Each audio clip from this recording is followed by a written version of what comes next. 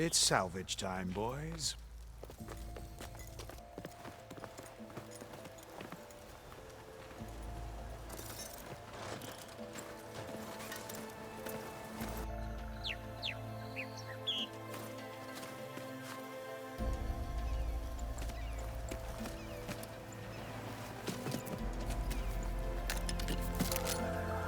Don't think it can take a hit.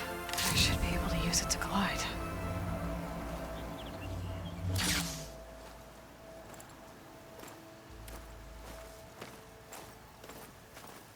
Aloy. We're still trying to sort out this mess. Seems like the Tenakth have a civil war in their hands. That sounds about right. The marshals weren't expecting Regala to attack. And the entire Karja delegation was slain. Nozar, Wadis, Fashav. A massacre. What will you do now? I have to head west. Hopefully this rite of passage is still good. For what I'm after, I'll cross all of Tenakth territory if I have to. Then you have a long road ahead of you. This is only the threshold of the Forbidden West. The Tenakth's true domain lies over the mountains that border Plainsong, home of the Utaru tribe. This isn't Tenakth territory? All that out there? That's no man's land. It was supposed to be neutral ground, though obviously this Regala ignored that. Her rebels approached from the north, with all those machines they were riding. They must have made camp up that way. The rebels were riding bristlebacks. And there were bristlebacks in the Daunt. Are you saying the rebels let them into the Daunt? How would that even be possible? I don't know. But it's worth looking into. While you're at it, there were a number of Karja and Oseram who went out there before the gates were shut for the embassy. Maybe you could check in on them. See if they're all right. I can keep an eye out. Is there a tall neck somewhere nearby? A tall neck? There's that one, over there, near the Utaru border. But why? It's hard to explain. It'll help me get the lay of the land. If you say so. Is there anything else I can tell you before you go? Fashav called Regala a rival. Someone that Tenakth chief should have killed. Yeah, I reckon he should have. She's obviously a huge threat. Her attack was coordinated and precise. Until you got in her way, that is. They knew the lay of the land. And they knew Fashav was going to be handed over at the embassy. If the Tenakth weren't expecting her, she must have spent months gathering an army in secret. They had to have made camp nearby. Somewhere they could lie low until the perfect moment to strike. About Fashav. The man was taken captive by the Tenakth. Survived for years out in the west, only to die just short of the Sundom. It's a cruel end for a good soldier. There was more he wanted to do. He spoke of advocating for lasting peace between the Karja and Tenakth. Too late for that now. What will happen to him? His body will be carried back to Meridian. As a cousin of the Sun King, he will be accorded official rights and buried with honor. No soldier could ask for more. It's too bad about Nazar and Wadis. At least Nozar went down fighting. As for the Sun Priest, well, no one deserves to go out that way.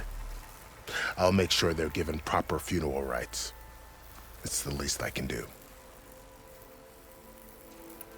Do you think the Karja will take action against Regala? Seems like you'd have common ground with the Tenakth. An expedition of the Karja army into the west could be taken as the start of another invasion. Sun King Avad won't risk it. That said, we can't allow ourselves to be caught unaware by an attack like that again.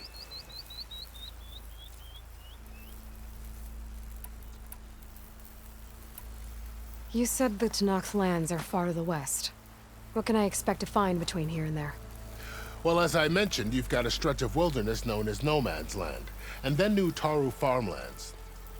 Past that are the Tenakth. Their territory is split into 3 clans: Desert, Lowland, and Sky.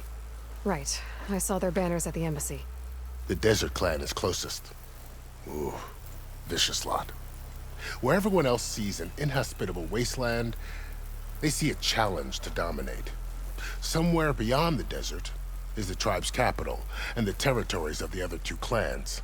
You don't sound certain. I've only heard the stories. During the Red Raids, the Karja army tried to push into Tanakh territory, but the United Clans rose up against them, forced them all the way back to the Daunt.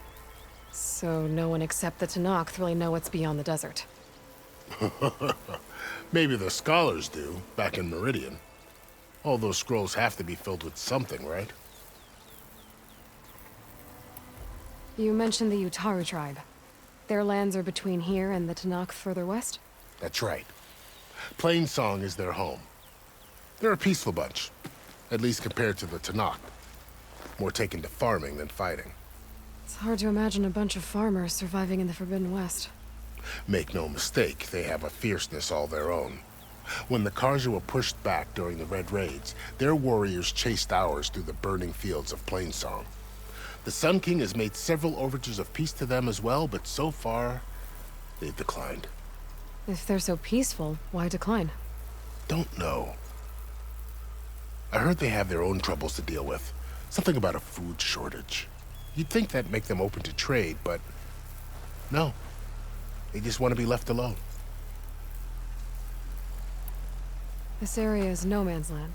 That it is.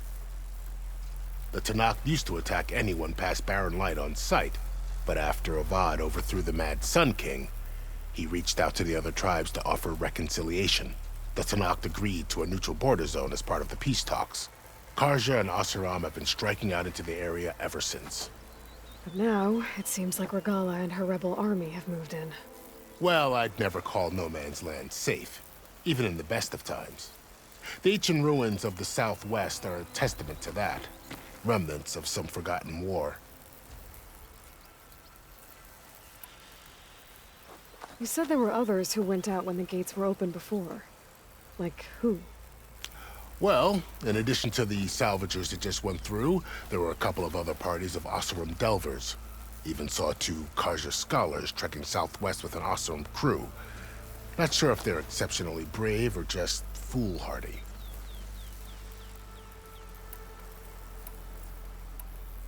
I'd need to be on my way. Then I wish you luck. The gates will always be open to you should you wish to return.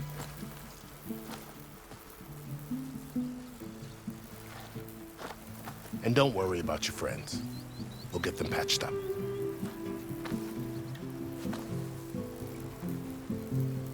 I appreciate it. Sun watch over you, Aloy. I hope you find what you're looking for.